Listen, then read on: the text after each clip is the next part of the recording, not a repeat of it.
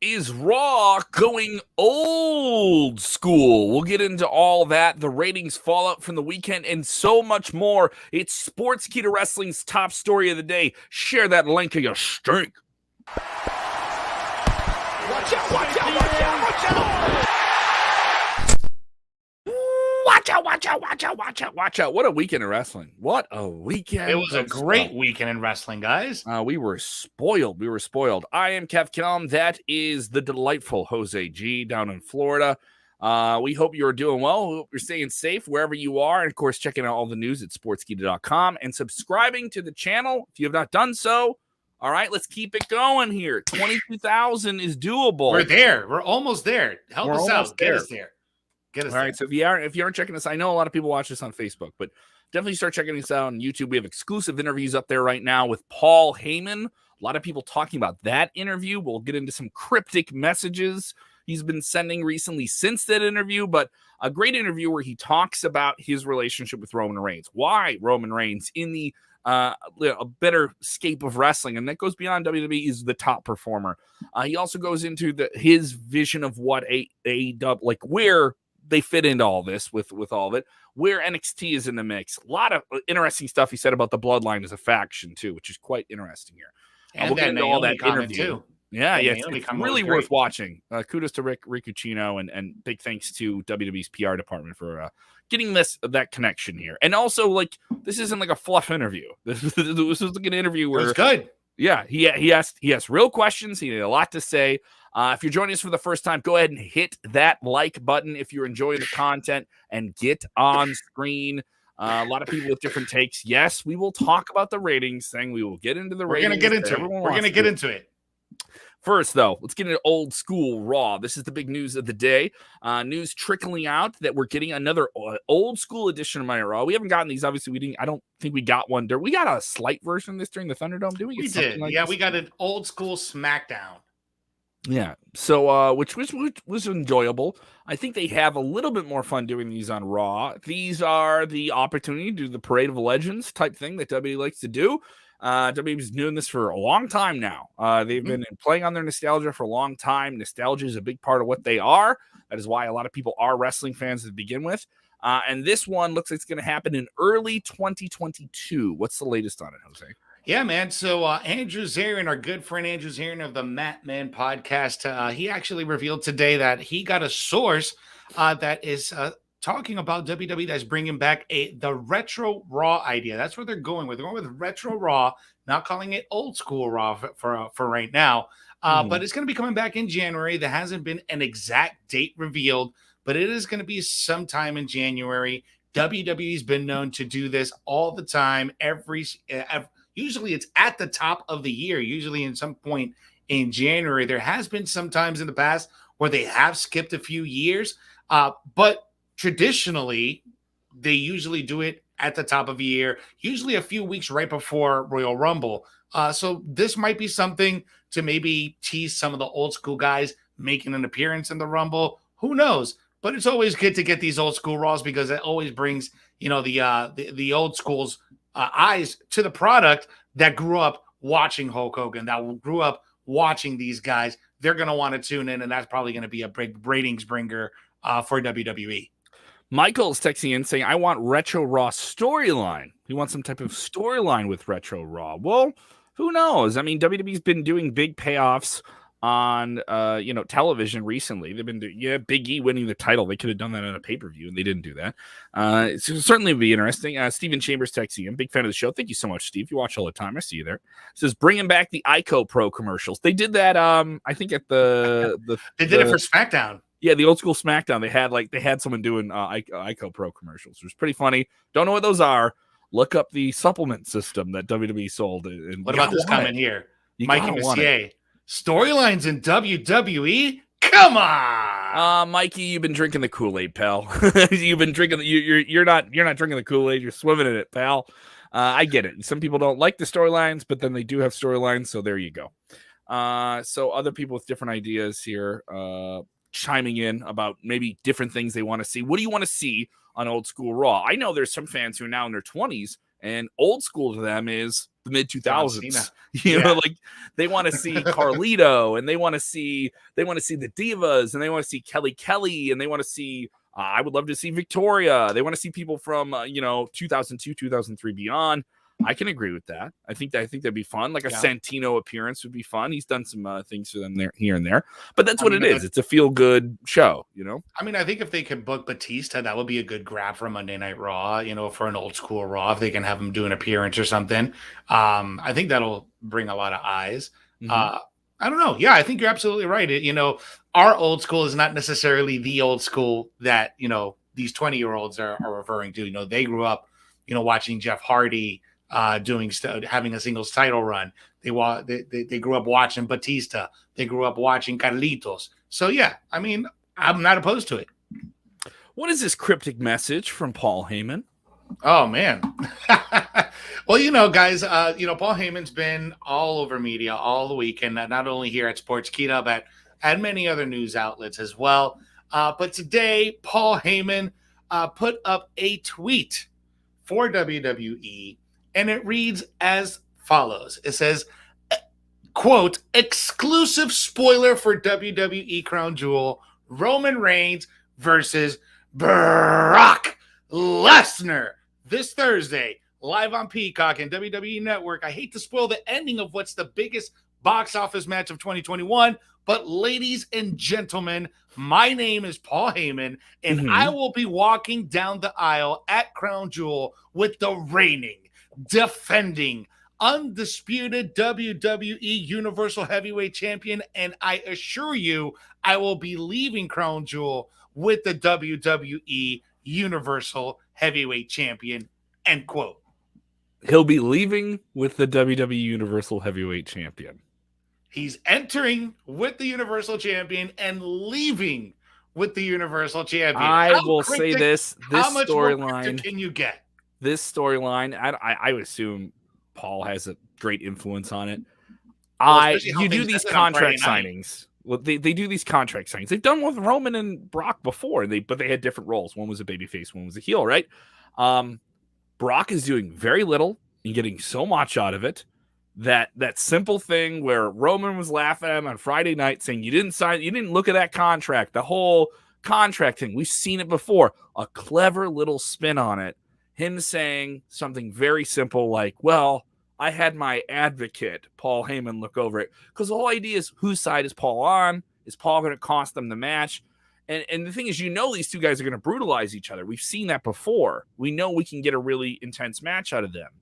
But the roles are completely different. And the storyline is very compelling for that reason. You're going to get physicality. That's a given. That's the stake. The stake's already there. What's the sauce?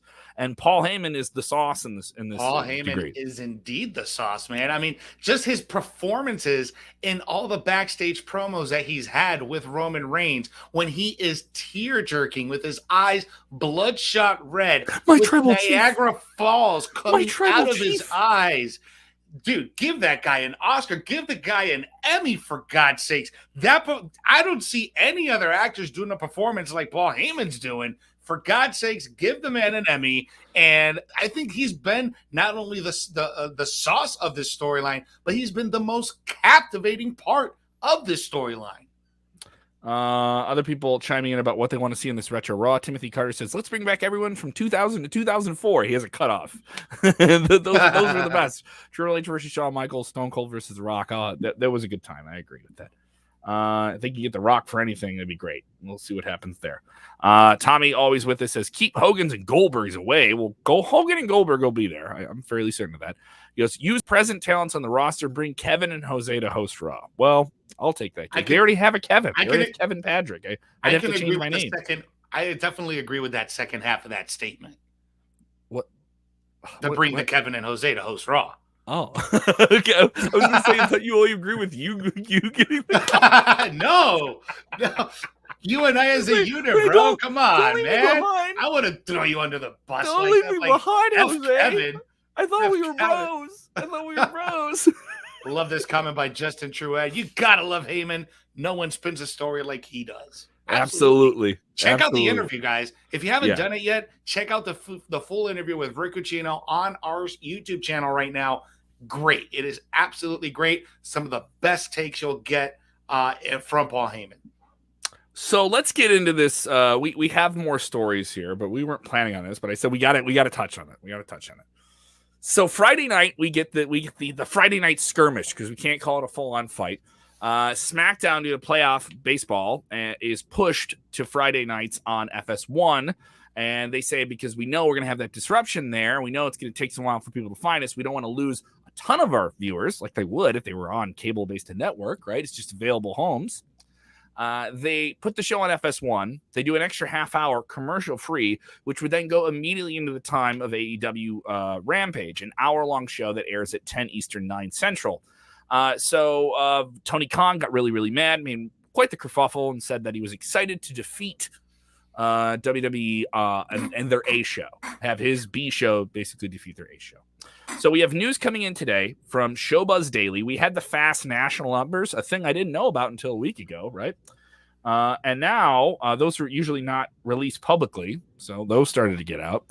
Friday night's live supersized SmackDown drew an audience, reportedly, an overnight viewership, so this is just Friday into Saturday, complete ratings, of 866,000 within the United States, according to Nielsen ratings. Those final numbers are about 60% down from what they would be doing on the Fox network, but that's kind of expected. It did a 0.24 overall. This is down. Obviously, things are down, but you compare this to the last time they were on FS1, they did around 1 million. So that's about 140,000 off. Now, the issue is, what did they do up against Rampage? Rampage drew a 0.24 for their whole hour, but who won that specific time frame there in the half hour? And it's there's different reports here. To compare, SmackDown Rampage tied for the demographic overall, but it's kind of weird to say that number considering SmackDown was on air for 2.5 hours, Rampage was on for an hour and a half. So there's a lot of competing different ideas of who won what and what was the viewership for Rampage. Yeah, and then also, mind you, the ALCS MLB game is what won the night. Everyone knew that was going to happen. That isn't too much of a shocker. And you got to consider that it should be noted. This is it's also worth noting that SmackDown also aired on network television on some off affiliates. My Network, which are kind of like sub broadcast affiliates, they did this in Chicago, New York, and those drew an extra 90,000. So they're probably well over 1 million on this show. And then AEW Rampage, just about 50,000. They did about 550, I believe is the number I'm looking at here. Final rating was 578 for Nielsen. That's their overall. And this is up about 15% from last week. So a lot more interest on the night in general.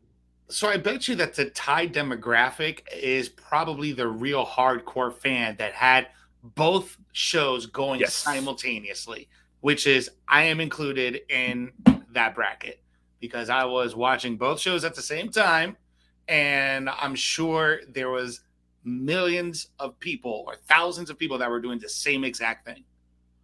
It's also like they're doing pretty good on the 18 to 49 viewers overall. This is a pretty significant number for AEW for them week to week, because the Rampage show has been down. This show opened up gangbuster business with CM Punk in the second week and is down more than half of that number. And that was kind of expected, right?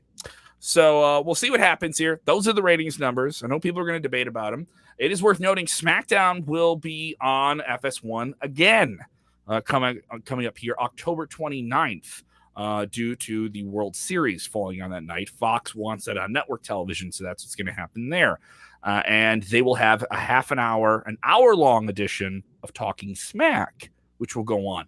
My expectation is that will be turned into a third hour of Raw or SmackDown. That'll be turned into like a pop-up. So, hey, we got an extra hour of TV. Well, guess what? This match isn't over. I don't know if you want to do that with a network television audience. They want to see something end and the network news comes on, right?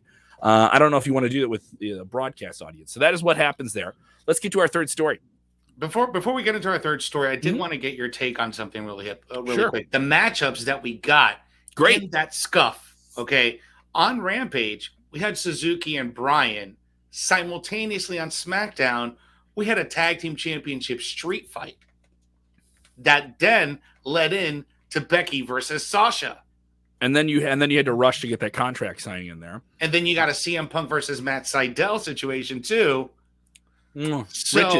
Riches, dude. Riches. I thought unbelievable counter programming. Yeah, very, very well done. And it's also a lot of people want to try and contribute and throw on the YouTube number onto the TV number. You can't do that. That's like saying points you scored in tennis apply to points you score in baseball. It's just that they can't. They're two different things. It's two different things, you know? It is. But so I thought Suzuki and Danielson had the best match of the night. But I mean, it's a night where it felt like you were getting it's so a different much good match, stuff. though. It's such a different style of match. When you look at that matchup, it was very New Japan. It wasn't a WWE type of match. It wasn't even an AEW, if you can call AEW a style of matchup, right? But this is not Daniel Bryan's usual go-to style. This was very different for Daniel Bryan. It was a slower paced match, but it was very insanely hard hitting for Daniel Bryan. I thought that was one of Daniel Bryan or Bryan Danielson's best performances overall to date, even including WWE. But the matchups that they had on SmackDown were just as good. But I think that because Minoru Suzuki was on that buy-in, I think that probably just really caught a lot more attention and probably gave a little bit of a better performance because we don't get to see Minoru Suzuki in the United States. No, it's very rare. He's only doing a handful of matches. He's going to do some stuff for Impact through their partnership between New Japan and Impact Wrestling. And obviously, New Japan and AEW have a relationship together as well. It's worth noting he hasn't won any big matches. I mean, they could feed him some big guys, but he's lost two big stars in AEW. Mm-hmm.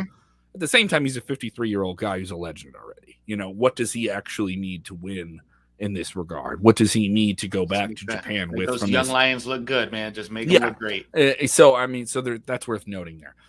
So let's get into this third story here. Story. Karrion Kross back in the news. He made headlines a few months ago when he was making his way up from NXT with that ridiculous mask that everybody was going off on him.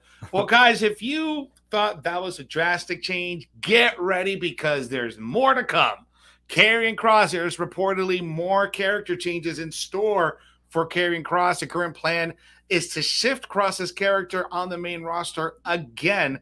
This is coming from WrestleVotes, and the idea is for Kross to be more of a psycho, yet still calm and cool type of character. Apparently the helmet is still staying. So for all you guys that absolutely hated that helmet, tough for y'all because you're still going to get it. But they're still not bringing Scarlett. So there's still no news on what's going on with Scarlett, when she's going to be making her way up. He's still going to keep that stupid helmet, but I guess only time will tell when Scarlett makes her way up to the main roster and hopefully side by side to Karrion Kross. Here's the thing. I think he's a capable guy of doing something. I can say from the work he got to do before he was in WWE, and mind you, when he went to NXT, they did a great job of producing. He had this wonderful entrance. Oh, absolutely. The theme song was great, and I think they tried to do something like that with him on Raw with this new gear. But Scarlett is a big part of what he does. And I think that's the missing element, right? And he has alluded to her coming back in interviews and stuff like that, but he hasn't flat out said she's coming back, you know? I'm of the thought there's some reason why she's not there, and we don't know exactly what that is. And I just got to get rid of that mask, or at least spruce it up. He's a gigantic guy, and it looks like he's wearing a mascot mask. You know, he looks like he's a mascot for a team or something. Y'all ready to this? And I don't even mind the gear, like the outfit, like the outfit he's wearing. I don't mind that. That I was like, that kind of like lines up with like his whole like Kratos. Maybe if it was a Spartan helmet, you know, as opposed to having his face covered, have like a Spartan helmet where it comes down the middle of his nose. Have it fit him. You know, like he's a gigantic guy, and the thing just looks. They got a great costume department. They can execute it. I don't know. I mean, it just looks odd. There's a better way to do it. You know, there's a better way to do it. I agree. I agree. And because you look at what the Viking Raiders, they come out there with stuff like that, and they look good. You know, they don't look like and they're, mind you, it's ridiculous, right? It's a ridiculous concept to say the least, but spruce it up a little bit.